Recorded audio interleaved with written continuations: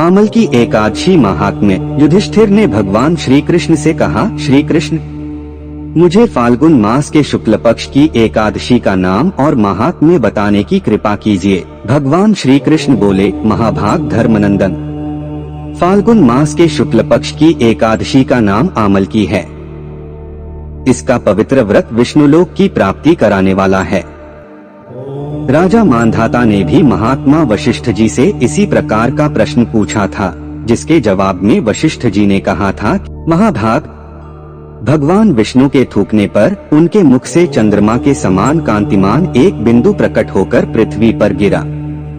उसी से आमलक आवले का महान वृक्ष उत्पन्न हुआ, जो सभी वृक्षों का आदिभूत कहलाता है। इसी समय प्रजा की सृष्टि करने के लिए भगवान ने ब्रह्मा जी को उत्पन्न किया और ब्रह्मा जी ने देवता, दानव, गंधर्व, यक्ष, राक्षस, नाग तथा निर्मल अंतःकरण वाले महर्षियों को जन्म दिया। उनमें से देवता और ऋषि उस स्थान पर आए जहाँ विष्णुप्रिय आमलक का वृक्ष था।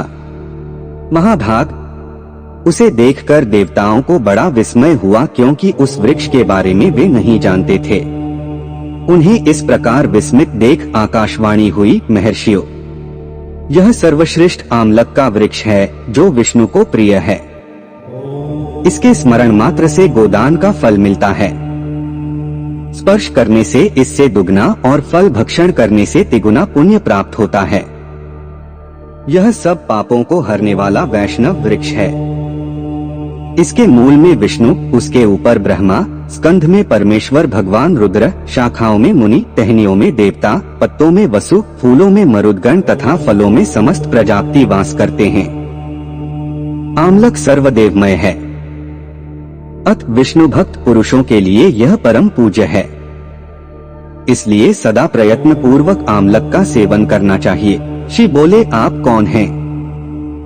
देवता हैं या कोई और?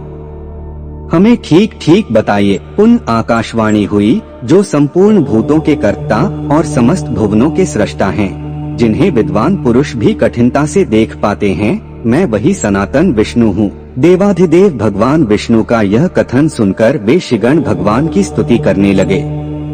इससे भगवान श्रीहरि संतुष्ट हुए और बोले, महर्षियों, तुम्हें कौन सा अभीष्ट वरदान दूं? श्री बोले, भगवंत, यदि आप संतुष्ट हैं तो हम लोगों के हित के लिए कोई ऐसा व्रत बतलाइए जो स्वर्ग और मोक्ष रूपी फल प्रदान करने वाला हो। श्री विष्णु जी बोले, महर्षियों, फाल्गुन मास के शुक्ल पक्ष में यदि पुष्य नक्षत्र से युक्त एकादशी हो तो वह महान पुण्य देने वाली और बड़े बड़े पातकों का नाश करने वाली होती है।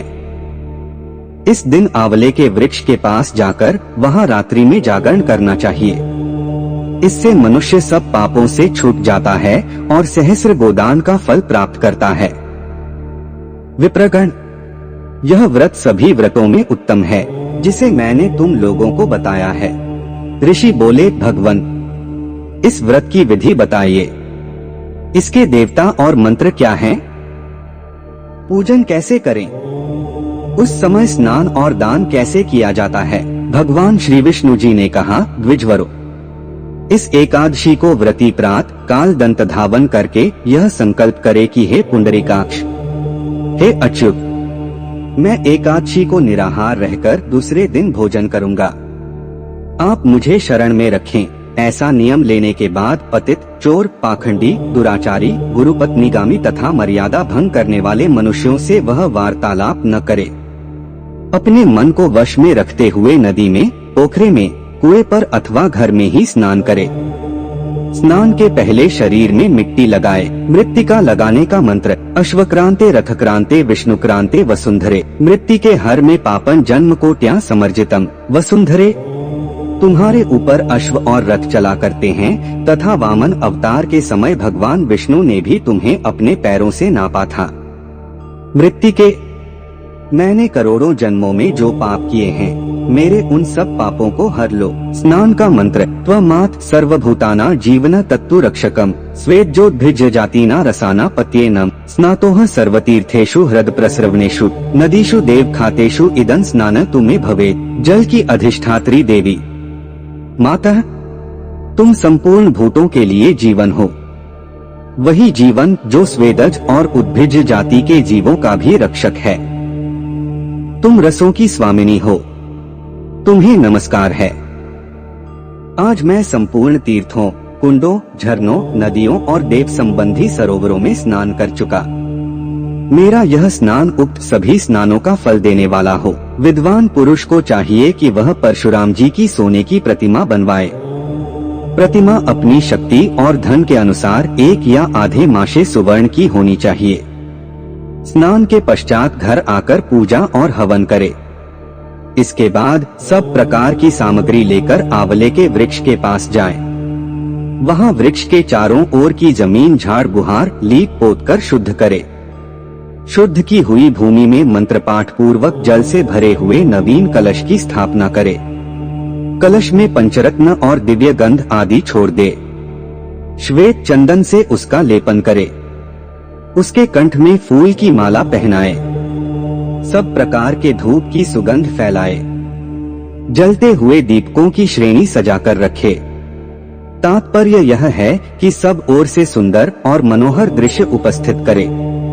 पूजा के लिए नवीन छाता, जूता और वस्त्र भी मंगा कर रखे।